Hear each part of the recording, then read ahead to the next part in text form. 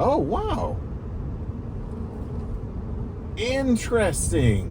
Okay, so we've got an update 2025.10.30.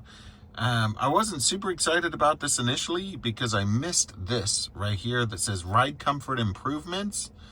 We significantly improved the ride feel of the vehicle when you drive it diagonally over speed bumps, across parking lot entries and exits, and other types of asymmetric bumps and dips at low speeds.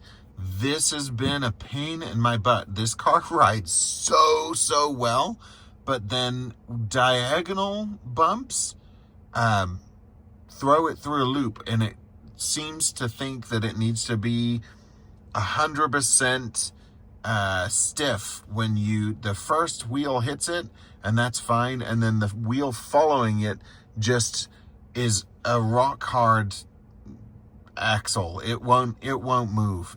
So I'm really excited to test this out. We'll see tomorrow. It's obviously dark right now, so we'll check this out. But gear guard enhancements. Motion Cam now also starts recording when it detects objects nearby rather than just people. That's really great. I think it's been getting confused for a lot of people. A lot of people have complained that their cars got hit while they were parked, and gear guard didn't catch it. So I'm hoping that helps.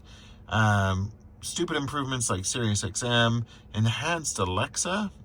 That's interesting. Oh, there we go. Can't say the name. I really don't like this blue bar's name. She's awful. Cancel. Go away. Stop it. No one loves you. It's bad. Compared to Siri, when you're used to Siri, it's pretty bad. Otherwise, we've got a bunch of fixes and optimizations, reduced level 2 charging time and below freezing temperatures, fix rare issues that prevented phone as a key from working. These are all great things, and this is what Rivian does so well. Okay, here we go. Install now. Make sure you're at home or in a safe place. Locking in storage access may be limited or unavailable during this time. Let's do it. Start now. There it goes. Okay, let's see. First test here. Yeah, that rear end drop down. The front is usually okay, but when the rear end drops down, sometimes it's really stiff and just too rigid. It won't move. So that was an improvement. I'm gonna drive over to the entry of my kid's school and pull into the parking lot over there, because that's another kind of big off-camber turn. Okay, so here we go. We're turning into the parking lot. Way better. And you can go into settings and make it firm. Oh, and that was in moderate even. I normally drive with it in soft. So even in moderate, it just handled those off-camber bumps better than it normally does in soft. So that's really great. Normally, this feels like the rear end is set, like the suspension is really hard. So when the front suspension goes into an off-camber setting, and it articulates a lot side to side, then when the back end comes around and it should articulate a lot, it's previously been very stiff. Like the hydraulic suspension components in the back are like locked in the all the way upright positions and don't allow any flex side to side. And that's been, it doesn't happen all the time, but on specific bumps like the ones I just showed you, then it does. So yeah, that was really nice. That was a surprise. It's like they unlocked, it's like they flipped a switch and unlocked the hydraulic flow between the reservoir and the suspension components, and it just allows the movement between the two. So yeah, that's really cool. I appreciate that. I want to say this actually feels a little bit smoother right now, but I don't know that they actually changed anything in the normal ride.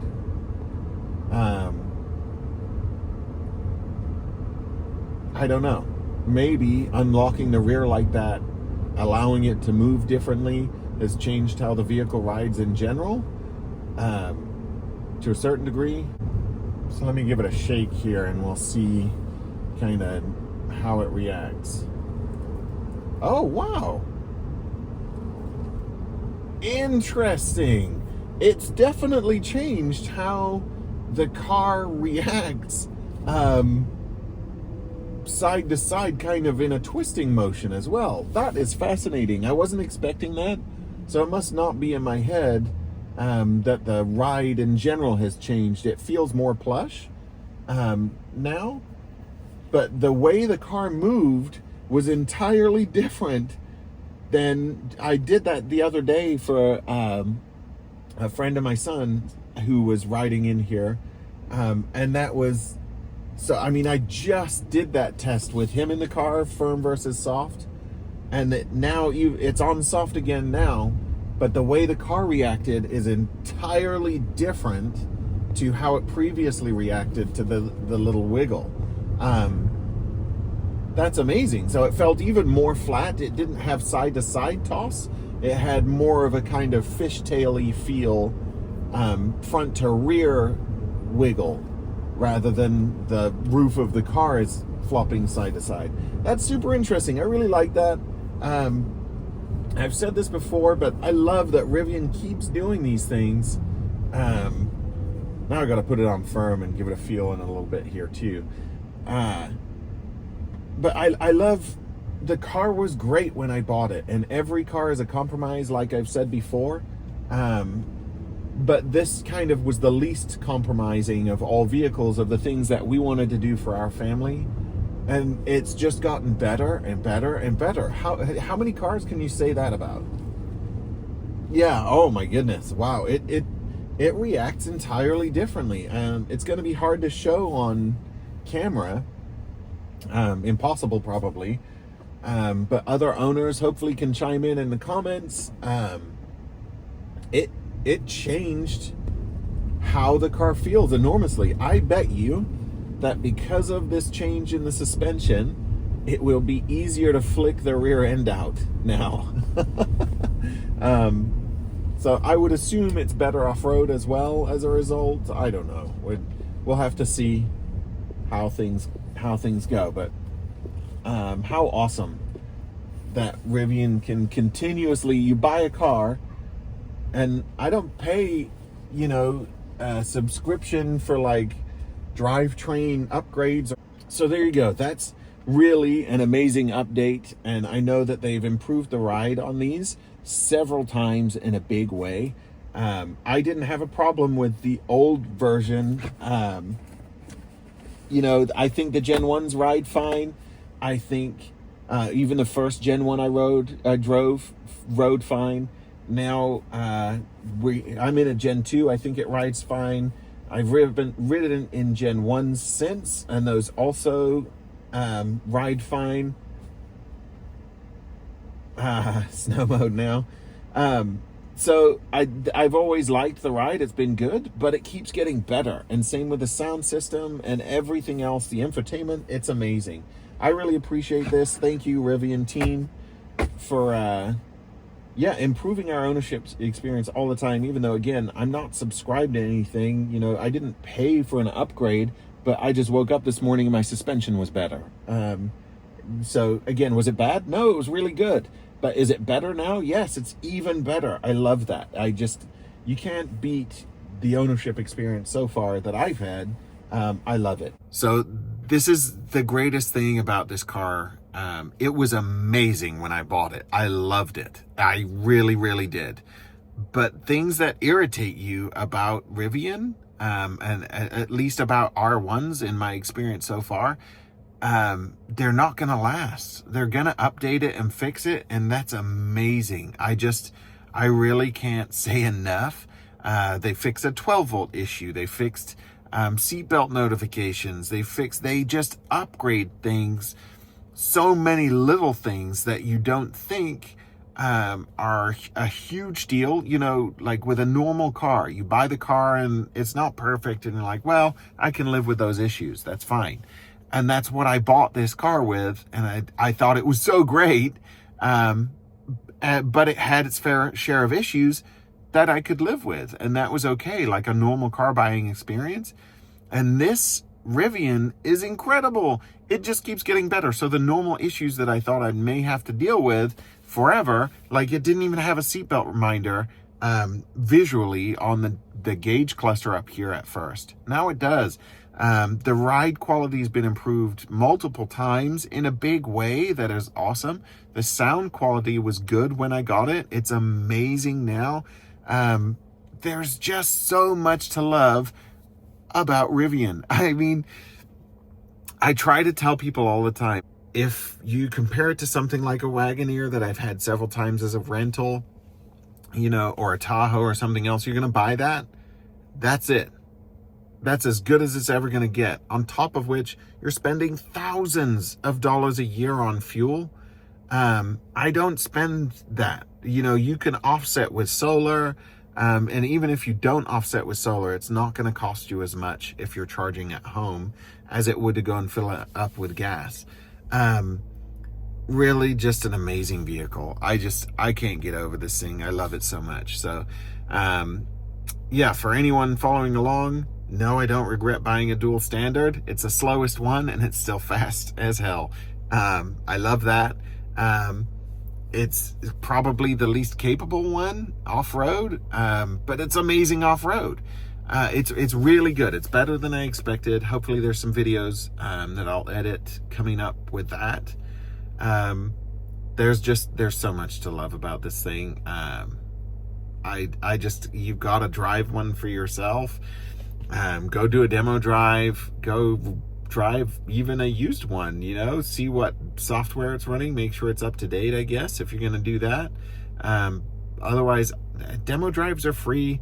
It's a fun little experience to go and talk to some Rivian guys. Any questions you've got, they'll answer. And like I said, I've got to be a pain in the butt customer. I'm gonna ask hard questions. I'm gonna ask to put all my luggage in, you know, and I did, and they let me do that. They had no problem with it. It was great.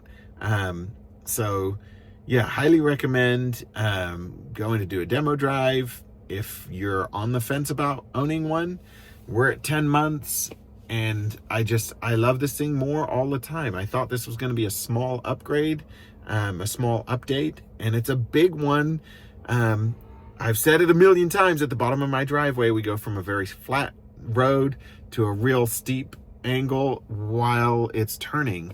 And that's actually been tough for the suspension on this. The suspension handles everything else really well, but off camber, you know, flat surfaces to off camber surfaces, it hasn't handled well.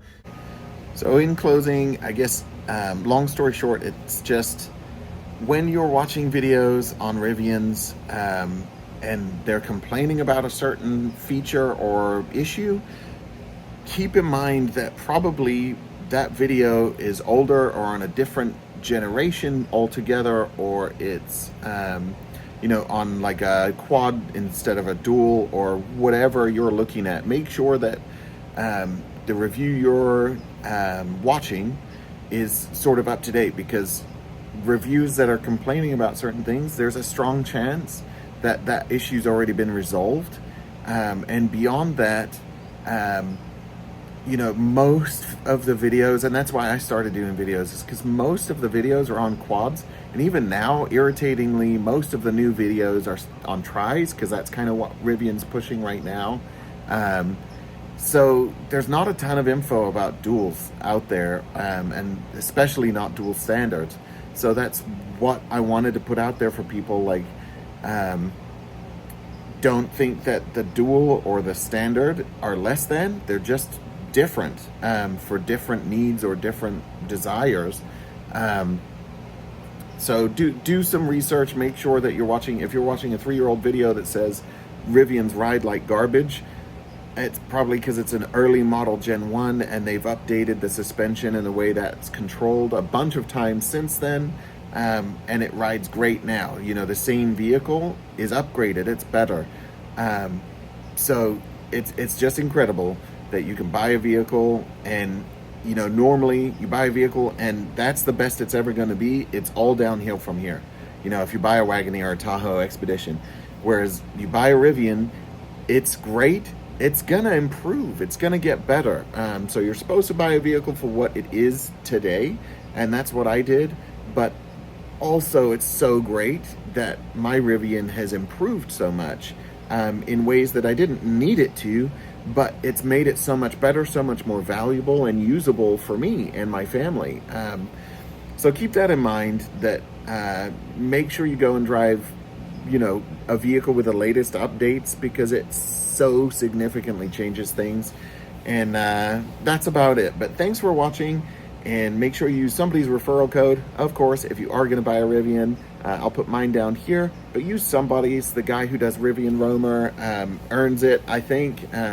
Provides a free service. There's not even any ads on the website that he runs, so I don't know what he's getting out of it, other than Rivian referrals. So I think he's earned some. I appreciate that he's offered that to the community. But if you insist on using mine, I won't be offended. So thanks, guys. Have a great one.